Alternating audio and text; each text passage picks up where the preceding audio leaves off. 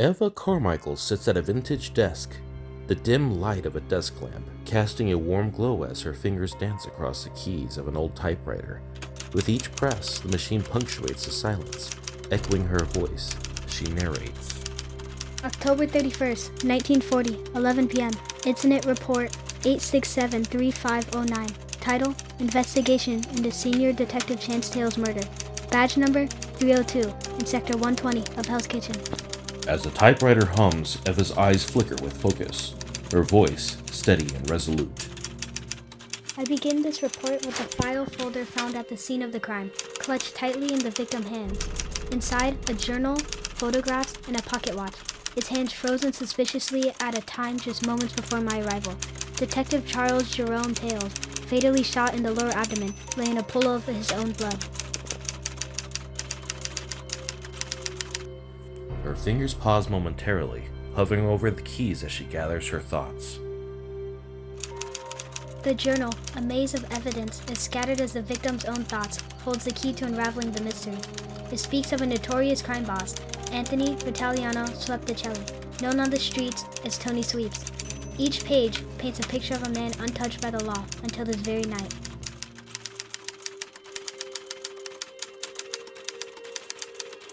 With a determined flourish, Eva resumes her narration, her voice cutting through the silence like a beacon of truth. My investigation begins with the word penned by Detective Tales himself, a journey into the hearts of darkness that consumed him, and with each turn of the page, I vow to uncover the truth behind his untimely demise. His journal reads as follows. Thursday, October 31st, 1940, 9:46 p.m. Hell's Kitchen, New York. Senior Detective Charles Jerome Tales, incident number 8673508, badge number 89. I begin this report by being tipped off by a notorious crime leader's sister, Marla Sweeps, of an illegal sale of firearms at the corner of Maple Street, to known rival gang leader Theodore Botticelli of the gang known as the Sharks. I approach alone, without backup, aware that my fellow officers and police chief operate under the direction of Tony Sweeps' control. I must not let them know I'm onto them. Upon arrest, I intend to hand-deliver this information to Special Agent Scott Winters of the Federal Bureau of Investigations. I arrive at the scene, all figures faded where they stand.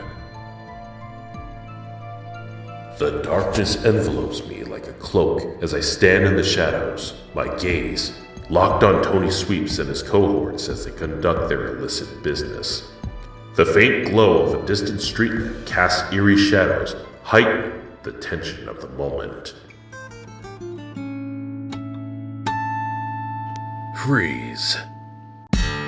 Tony and his cronies startle at the sound of my voice, but before they can react, their rival gang flees into the night, leaving behind a cloud of dust. Shots ring out as I give chase. The echo of my footsteps pounding against the unforgiving pavement. In the chaos that ensues, I move with calculated precision, taking down 4 of Tony's men without hesitation. But Tony himself slips away, disappearing into the darkness like a phantom. Tony, it's over. You're under arrest. You think you can stop me, Tails? You're nothing but a nuisance! Tony whirls around, his gun aimed at me with deadly intent. Without hesitation, he pulls the trigger. A single shot piercing the silence of the night. I stagger backward, a surge of pain coursing through me. It's not over, Tony.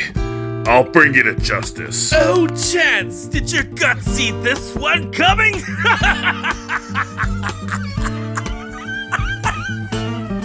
I don't believe it. Well, rats spoiled again. I guess this will be the last time I see you, Chance. Save me a seat in hell, won't you? Oh God! Chance, what happened? As darkness encroaches on the edge of my vision, I see a figure emerge from the shadows, my estranged partner. Chance, oh my God, we need to call an ambulance! No, Ava, there's no time. I need to tell you everything. Everything before it's too late. With each labored breath, I recount the events that led to this moment, my voice growing fainter with every word. As Ava listens, her eyes widen with shock and sorrow. She realizes the depth of the darkness we're up against. With a heavy heart, she knows that the battle against crime has taken its toll on me, and now she must carry on my legacy. Ava, listen to me. If by any chance, anything I say, I go before I can tell you, take this.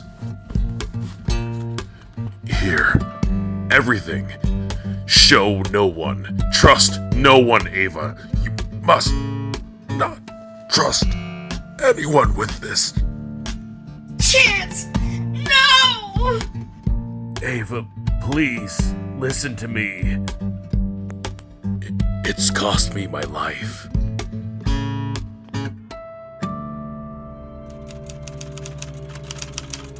9:59 p.m. Detective Chance Taylor succumbs to his injury, and with no medical personnel at the scene of the crime, I pronounce him without a heartbeat. As I search through his extensive file folder caked in blood, I see multiple attempts of apprehension of Tony Sweeps. However, each crime scene holds only circumstantial evidence. There is a list of crossed-out names and aliases of failed attempts for informants, except one, Magdalene Abigail Sweeps, also known as Marla Abigail Sweeps. There are pictures of her in various places throughout the city, accompanied by a large group of bodyguards. However, it appears Detective Tails spotted her once a month, escaping her escorts to find quiet time alone. It appears he chose an opportune time to meet with her, and his report is as follows. Saturday, July 13th, 1940, 9:13 p.m. Marla Sweeps is observed evading her bodyguards to enter a small flower shop. She browses the flowers, a delicate dance of curiosity and restraint, her presence commanding attention, yet betraying a hidden vulnerability. She smells many of them, each fragrance a fleeting moment of contemplation, a glimpse into a world hidden beneath the surface of her composed exterior. But she doesn't buy one. 9:43, she walks into a nightclub, her presence commanding attention as she effortlessly bypasses the line to the front. It is unclear whether the bouncers are drenched in rain or sweat to see her. Marla's allure transcends mere mortal boundaries as she exhibits a power over people with a mere glance, leaving them spellbound and awake. Yet, on the dance floor, a poignant loneliness pervades as no one dares to dance with her, a solitary figure amongst the pulsating rhythm of the night. 9:55, she's headed outside, her smile radiant as if it were Prada, while I stand drenched in the rain, a mere observer in her intricate game of intrigue. The neon lights of the nightclub cast a kaleidoscope of colors onto the rain-slicked streets. I stand in the shadows, my fedora pulled low over my eyes, watching as Marla Sweeps emerges from the club. Marla Sweeps, a name whispered in the alleys of Hell's Kitchen, Tony's sister, and just as dangerous. What secrets do you carry, Marla? Marla's eyes scan the dimly lit street. Sensing my presence, I step forward, my trench coat billowing in the night breeze.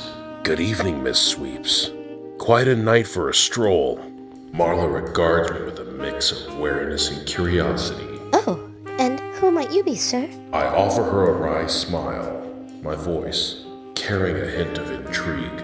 The name's Chance, just a man with a penchant for uncovering secrets.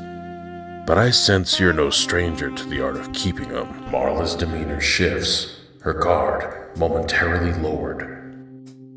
What is it that you want? I lean in closer, my voice a low murmur. A trade, Miss Sweeps. Information for information. I offer you something only you would know, in exchange for a glimpse behind the veil you wear so well. Marla's eyes narrow, but there's a spark of curiosity in her gaze. What could you possibly know about me? I met her gaze with a grin. The night you lost your father's pocket watch at the Astor Ballroom, hidden away in the velvet lining of your clutch. A secret kept from even Tony himself. Marla's composure wavers, her facade slipping for a moment. How did you know that? I raise an eyebrow, my offer hanging between us like a tantalizing promise. As Marla steps closer, the neon lights flicker overhead, casting their glow over our clandestine meeting.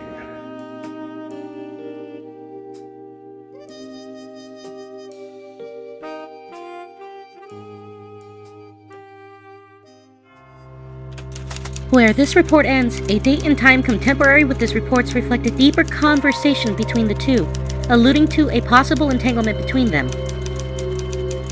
Detective Tales admits to stealing evidence from the evidence locker, a relic of a crime committed sometime during the 20s, the assassination of Tony and Marla's father at the Astor Ballroom. However, no one seems to have claimed it. His journal reads as follows. As Marla and I traverse the bustling streets of New York, our steps fall into a rhythm of shared silence, each heartbeat echoing the unsaid words between us. My mind buzzes with questions, an insistent hum urging me to unravel the mysteries veiled beneath Marla's guarded facade. Yet, amid the labyrinth of secrets, a spark ignites both of us, flickering with the promise of something deeper. Marla, what can you tell me about Tony's line of work? Marla's demeanor stiffens subtly, betraying the weight of the secret she carries. But in the depths of her eyes, I glimpse vulnerability that draws me closer. Who, Tony? Well, Tony's involved in various endeavors, but I try not to get involved. With every word she speaks, I find myself drawn further into her orbit, captivated by the enigma she embodies. Understandable. Family loyalty can be complicated. As we walk, my hand brushes against the pocket watch nestled within my coat, a tangible reminder of the hidden truths waiting to be uncovered. But Marla's presence, the weight of my burden feels lighter, as if her mere existence has the power to illuminate the shadows. Marla, this watch, it belonged to your father, didn't it? Recognition flashes across Marla's face, a fleeting glimpse of vulnerability that tugs at my heartstrings. How did you? Let's just say I have a knack for uncovering hidden treasures. But I'm willing to share my secret if you'll share yours. In the space between us, a silent understanding blossoms, binding us together in a delicate dance of trust and uncertainty. I can't make any promises, Chance.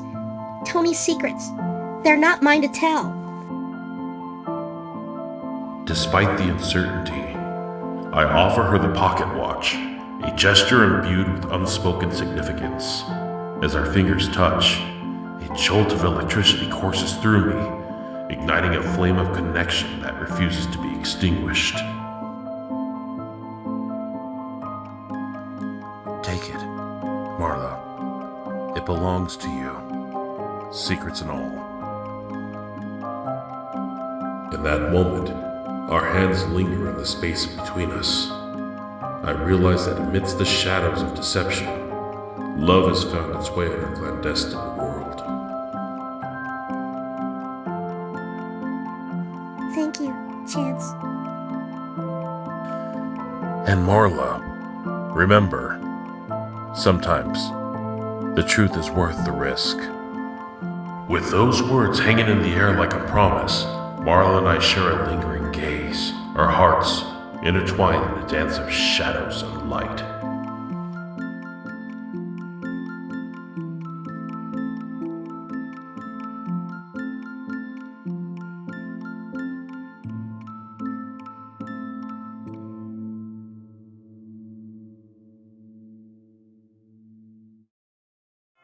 Detective Ava Carmichael sits at her desk, her brows furrowed in deep concentration as she sifts through Detective Tails' extensive journal entries. With a heavy sigh, she prepares to summarize the profound and haunting revelations contained within. It appears much of Detective Tails' entries are from his journal, which I have to summarize as it is too lengthy to transcribe in this report. As a former rifleman in the Great War, Detective Tails suffered severe shell shock from an experience he had in the trenches with a fellow comrade. One night, they were bombarded with mustard gas, and Detective Tails had to share a gas mask with another man. After witnessing his comrade struggling to hold his breath, Tails gave up the mask, offering his own life to save him. However, he woke up hours later with his dead comrade holding the mask to his face so that he could breathe. Detective Tails exhibits extreme psychological distress as he refers to the spirit, quote, kindly haunting him, end quote, jabbing his stomach to elude danger before it happens. Possibly the most fascinating phenomena is that Chance Tails' own name was penned because of his amazing chances of survival in the countless gunfire he has sustained under badge number 89. The next relevant journal entry appears to be with a Madame Zara, a psychic medium he meets with as some sort of therapy for his condition. His journal reads as follows.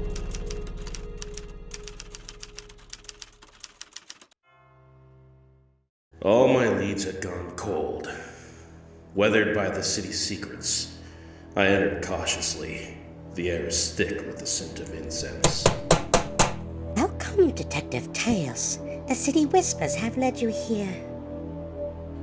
What can you tell me? Your fate, Detective, woven into the fabric of time. She gestured to a small table adorned with tarot cards. She began flipping cards up with deliberate grace. A raven, black as midnight, dances with danger and salvation. Beware the silver-tongued deceiver, his lies echoing through the canyons of concrete. What storm is coming? Lightning will strike, revealing hidden truths. But fear not, Detective, for you hold the key to unraveling the enigma. Madame Zara produced a small hourglass, its sands slipping through the narrow passage.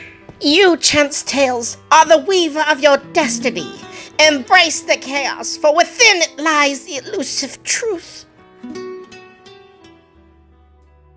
Conflicted and intrigued, I left the parlor, Madame Zara's prophetic words echoing in my mind as I stepped back into the labyrinth of the city's secrets.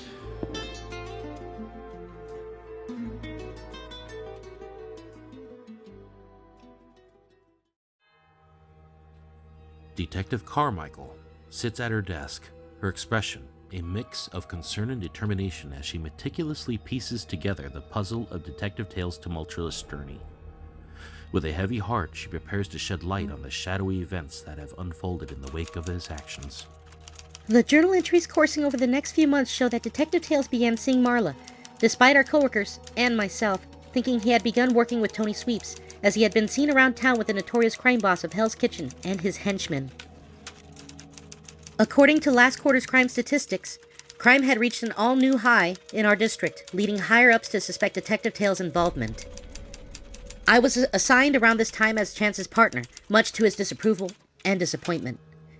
Despite my efforts, no evidence was amassed to string Detective Tails to any of these crimes, until Monday, August 26, 1940, during the Hell's Gate nightclub massacre to which Tony, Chance, and Marla survived. His journal entry reads as follows. The joint was a symphony of clinking glasses, swirling smoke, and the distant crooning of a jazz quartet. A tableau of characters huddled around a time-worn table. That's me, Chance Tails, a silhouette cloaked in cigarette haze. Marla Sweeps, the beguiling femme fatale. Tony Sweeps, her enigmatic brother. Chippy, sly cat with a grin. Rosie, a flame-haired troublemaker. Jimmy, Fingers Malone, a smooth operator with nimble digits. And Big Mike, a colossus with a heart as cavernous as his frame. The dance of laughter and banter reached its crescendo when the check emerged, a harbinger of fiscal doom. The choreography of dodging the bill unfolded, but Tony delivered the punchline with a check that could finance a small war. Looks like tonight's tab's on the house's sweeps. As Tony strolls out, gripping his handkerchief tightly, the mood shifts. My gut starts singing its blues. Eyes dart around the room, and the atmosphere turns tense. I blow smoke in Marla's face, spill wine on her dress. What the hell, Chance? I motion my eyes for her to leave. She storms off with the other dames, leaving us in a room thick with unspoken tension. The remaining men exchange glances. Jimmy, the maestro of mischief, kicks off the darker moment. Trouble in paradise, eh? You gotta watch yourself, Chance. Messing with Tony ain't gonna end well. Yeah, Chance. Tony's got a long reach. You don't want those nimble digits of mine getting involved. Calm down, Jimmy. Listen, Chance.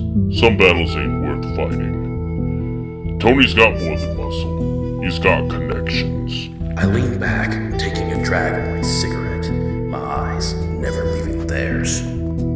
Connections, muscle, nimble digits. You guys are making Tony sound like the devil himself. But you know what? I've danced with danger before. It's not the first time, and it won't be the last. Playing with Tony's playing with fire, Chance. Fire's just another dance partner, Rosie. Besides, my only interest is in Marla. I'm not here to cross Tony's empire. I'm here for his sister. I want to be sure about that, Chance. The Sweep family's off limits for a reason. I get up from my seat and shout. I'm not one to back down from a challenge. But hey, if Tony wants to make it personal, that's on him. Just remember, fellas, sometimes the hunter becomes the hunted. The conversation turns heavier. A subtle warning lingers in the air. Then the outside world explodes. A car screeches to a halt, and Tommy guns shatter the night. I dive for cover, narrowly avoiding bullets. Through the chaos, Tony watches. My God, I don't believe it. It's true. It's not chance that he eludes death. As the smoke begins to clear, a haunting jazz melody fills the air, underscoring the aftermath. The remaining echoes of gunfire create a symphony of uncertainty.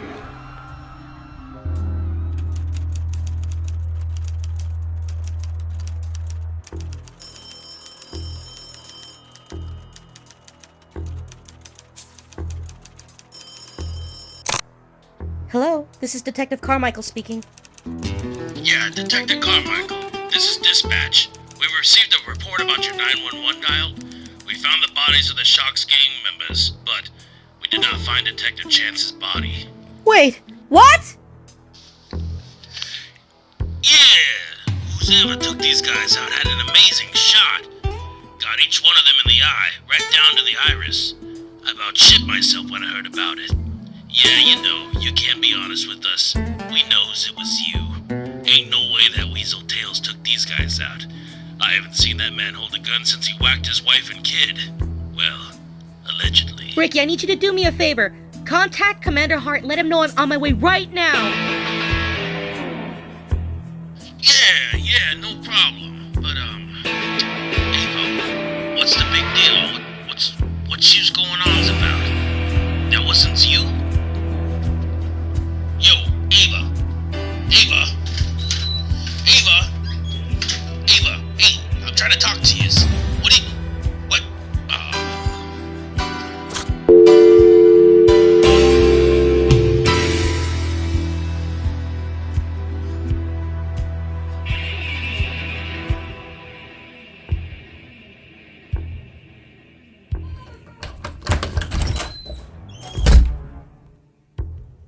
Ava, we need to go.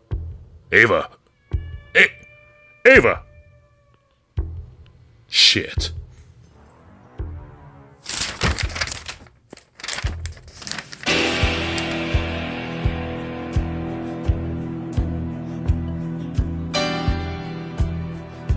Clever girl.